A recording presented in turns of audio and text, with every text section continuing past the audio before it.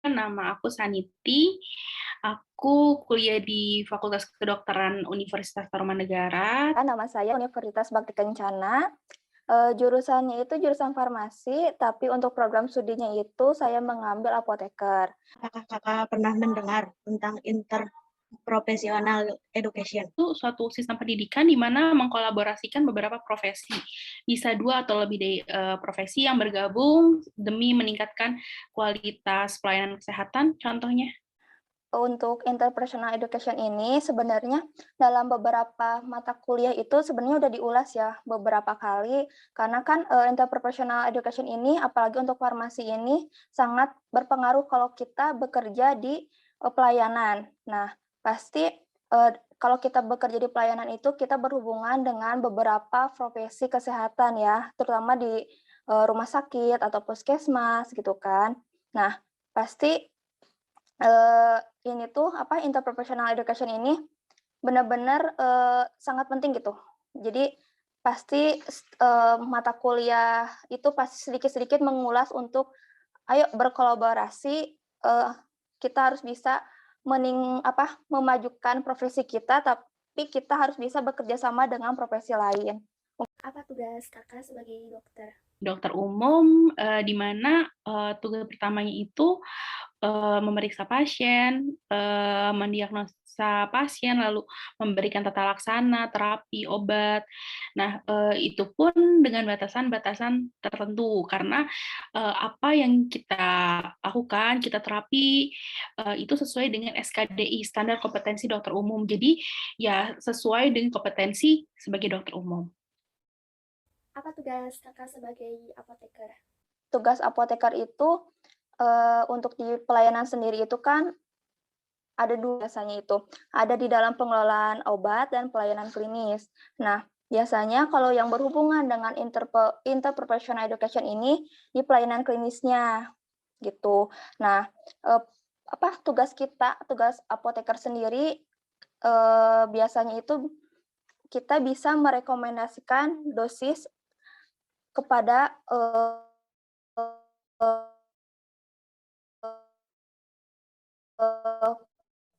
dokter. Tahapan ya, administrasi, farmasi, dan klinis kita mau ngecek itu, nanti kalau misalnya dosisnya itu tidak rasional, kita bisa merekomendasikan kepada dokter. Kita mengkomunikasikan dan kita memberikan tentang kajiannya bahwa ternyata dosisnya itu nggak rasional, kayak gitu. Kalau enggak, ada beberapa panduan pengobatan misalnya itu udah nggak relevan nih, obatnya nggak dipakai, kita komunikasiin juga kepada dokternya gitu.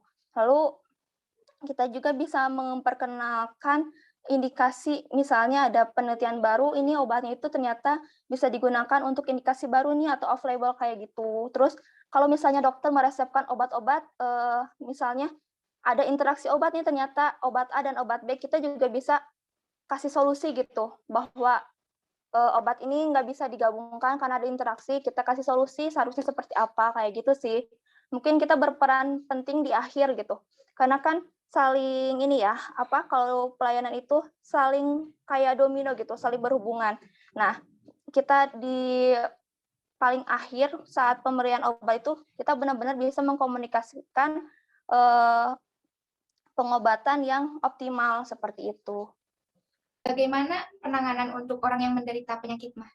Mungkin orang biasa taunya mah sakit perut, perih perut, atau merasa panas dari di area perut, lambung sampai dada seperti itu. Bermacam-macam sebenarnya ya.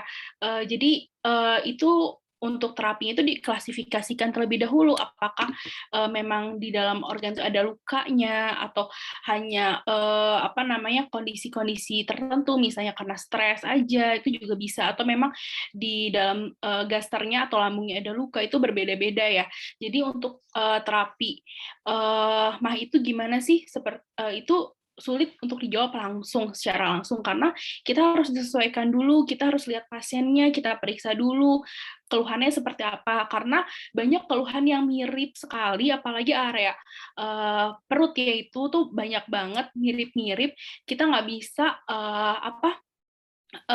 anggap sama rata gitu. Jadi kalau ditanya terapinya bagaimana, ya kita harus lihat pasiennya, gejalanya seperti apa, triggernya apa, durasinya atau onsetnya sudah berapa lama. Lalu apa riwayatnya, bisa saja mungkin perutnya perih karena riwayat meminum obat anti nyeri dalam jangka waktu yang lama. Karena kan biasanya untuk pasien yang sudah meminum obat anti nyeri atau anti inflamasi yang cukup lama itu bisa menyebabkan ulkus di gasternya atau di lambungnya. Itu terapinya akan berbeda dengan orang yang baru pertama kali, onsetnya baru beberapa jam saja, itu berbeda. Kalau penanganan untuk penyakit MAH itu tergantung dari penyebabnya. Karena kan untuk penyakit MAH sendiri, MAH itu kan artinya itu lambung ya. Berarti semua penyakit yang berhubungan dengan lambung bisa dikatakan itu penyakit MAH. Dan penyakit MAH sendiri itu punya beberapa jenis gitu, kayak ada gastritis, GERD, tukak lambung gitu kan, atau tukak ulcer kayak gitu. Nah, untuk penanganannya itu balik lagi, gejalanya itu seperti apa. Kalau misalnya contohnya itu gastritis nih. Gastritis itu kan penyebabnya itu karena adanya kenaikan asam lambung ya. Terus ada rasa mual, muntah. Nah, kita berarti untuk penanganannya kita cari pengobatan yang bertujuan untuk menetralkan pH lambung atau asam lambungnya gitu, atau mengurangi sekresi lambungnya kayak gitu. Terus kalau misalnya kayak tukak peptik nih. Tukak peptik itu kan terjadinya luka pada mukosa lambung nih. Terus disebabkan adanya peningkatan asam lambung bisa dari infeksi bakteri Helicobacter pylori gitu kan, atau misalnya pengaruh dari obat-obat NSAID. Terus bisa jadi dari konsumsi minuman yang sering kita minum tuh kayak kopi, teh gitu yang ternyata itu bisa meningkatkan asam lambung dan melukai mukosa lambung.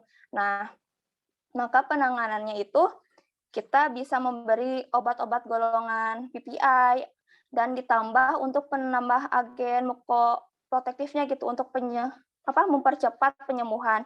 Dan kita bisa menghindari makanan-makanan atau penyebab-penyebab timbulnya penyakit itu. Misalnya kita ganti obat NSAID dengan obat lain, atau misalnya kita mengurangi kopi atau tehnya gitu. Seperti itu sih untuk penanganannya. Apa saja obat yang paling bagus untuk mengobati MAH? Obat-obatnya pun diklasifikasikan, ada obat untuk menetralkan menetralkan asam lambung, ada juga untuk melapisi mukosa lambung yang misalnya luka, misalnya ada sukralfat, ada PPI, macam-macam. Itu tergantung kondisi pasiennya tersendiri. Jadi kita tidak bisa, yang paling bagus apa, karena yang paling bagus itu adalah obat yang paling cocok, yang paling baik, yang paling sesuai dengan diagnosa pasiennya. Kalau menurut saya ya, nggak ada obat yang paling bagus sih. Tapi adanya obat yang tepat dan sesuai penggunaannya dengan diagnosisnya. Nah, ini juga pengobatan itu didukung dengan kepatuhan pasien dalam menjalankan terapi penyembuhan dan menjaga pola makannya gitu. Nah, balik lagi ke penyebab penyakitnya ya. Obat yang paling bagus untuk obat MAH itu apa gitu. Balik lagi ke penyebabnya. Kalau misalnya penyakitnya gastritis nih, gejala-gejala gastritis, berarti kan kita first line pertama itu untuk pengobatannya itu bisa dengan menggunakan golongan antasida. Karena kan golongan antasida itu untuk menetralkan asam lambungnya ya. Nah, kita bisa menggunakan obat-obat yang mengandung magnesium hidroksida, terus aluminium hidroksida gitu kan. Nah, atau enggak kalau misalnya first line pertama itu enggak cocok, atau misalnya tidak berpengaruh karena mungkin pasiennya itu tidak mematuhi tidak konsisten dalam pengobatannya atau tidak mematuhi pola makannya tidak terjaga, yaitu bisa naik ke golongan yang selanjutnya, misalnya kita menggunakan PPI kayak gitu. Ya itu sih balik lagi, mau sebagus apa